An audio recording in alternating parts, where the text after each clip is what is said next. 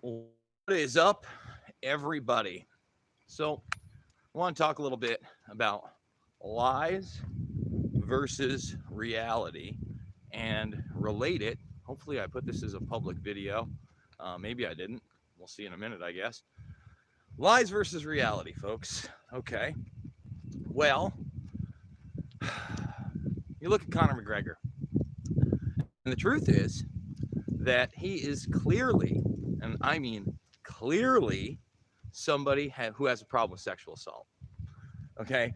If little old me has been reporting on this for a year and 9 months, somebody who could really dig in could get to the bottom of, at least the December 2018 vicious, alleged beating and raping of a woman in front of people. And we could talk about the numerous incidents before that, and now the numerous incidents after that. So the truth is that this one, at least from what we know so far, is that the sexual assault seems to have taken place, I think, against a 32-year-old woman. Seems that like in a bar or venue, and they're not quite saying what happened, but it looks like he whipped it out, at least. That's what it looks like. Now, reality versus lies. When I first started exposing McGregor, people would say, oh, the Irish sports store is Rory McIlroy. They would say ridiculous things like, oh, it's a rugby player. It's not McGregor. Some people were trying to tell me and DM me and say they had evidence that it was actually a sportscaster and, his career had been ruined. All this Johnny nonsense. So yesterday, somebody put out the ridiculous rumor that McGregor was with his mates, okay, and doing blow. So two things that are believable, right? He's hanging out with a bunch of hooligans and thumbs this video up, subscribe and share, and doing blow. And that they slipped Viagra into his cocaine. Then they said he had a reaction and he was on the beach stark naked in front of children and took like a old man and reverse pile drived him into the sand. Now, given McGregor's outrageous behavior in the past, that actually seems plausible, but it's ridiculous on its face. You know why? Because serial violent rapists don't stop what? Assaulting people sexually. And, that was just a convenient way to try to muddy the waters and see whether or not he's going to get arrested a second time, because you can already tell that he got special treatment as he was arrested and then let go, right?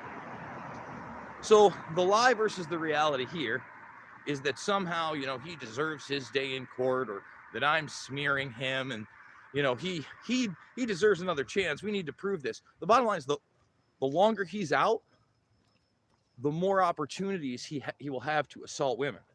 That's the truth. That's the reality.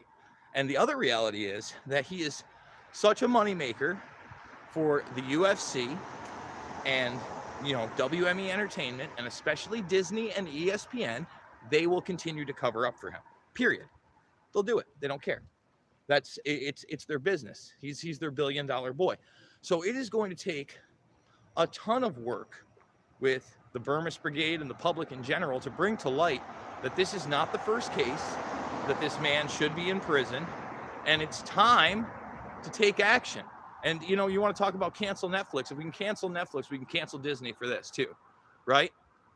So there you have it on that. Now with COVID-1984, what I'm doing is I'm taking a walk down to my bar.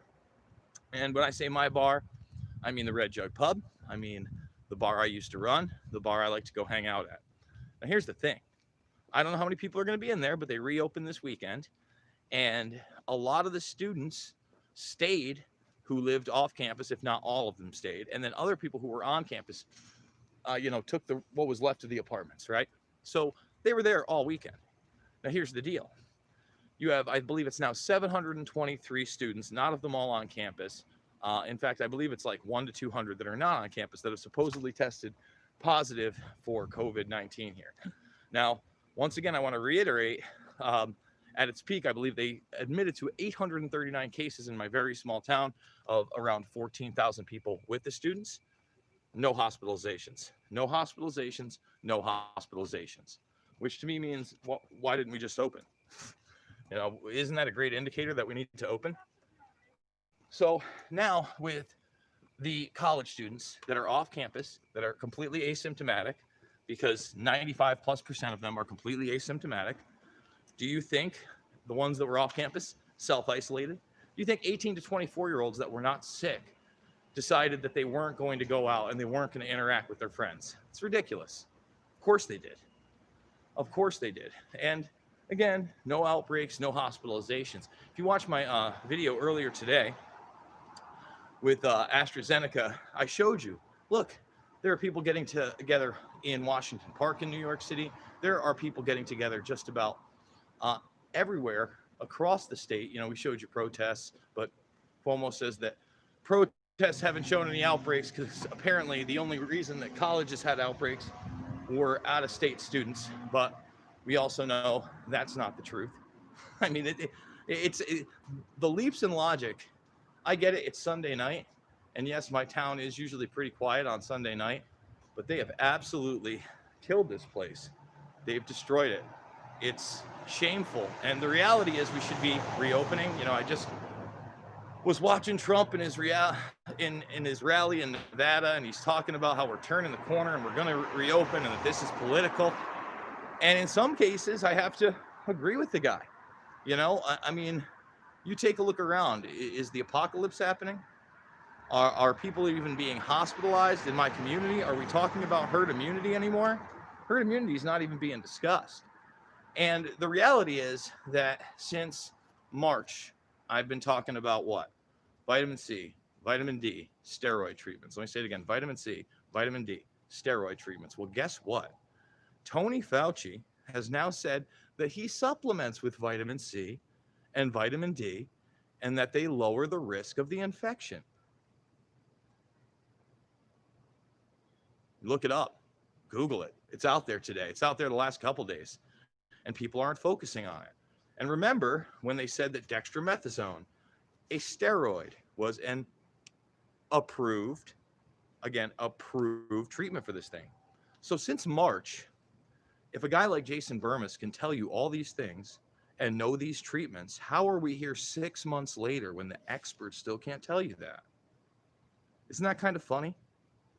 But again, it's the reality versus the lie. The lie is that we don't know what's going on. And the reality is anybody paying attention does know what's going on.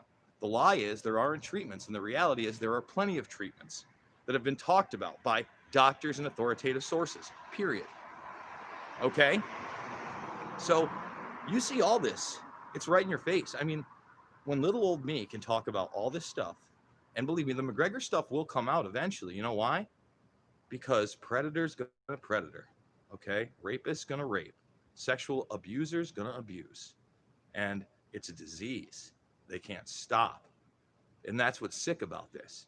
And just like the predator class can't stop predatoring on us. So if we don't push back, it'll be lockdowns forever. If we don't push back, it'll be masks forever. Parents in Tennessee are now starting to sue schools for making their children wear masks, which is a great thing. Oh, hey, listen, don't go without, please don't spam. We don't spam here at the Burmis Brigade. You said it 4 times in big letters. Okay, you're blocked. We'll just block you. Thanks. Let's hide this user on the channel later. Sorry, buddy. We don't spam here. I'm sorry it had to end in a spam. So anyway, guys, I'm going to go have a beer during COVID-1984 because I'm out of here in about 2 weeks now. I'm going to be in Iowa. I wish, I was talking to my other buddy in New York today, and he was kind of mocking me, saying, I didn't know you ran from a fight.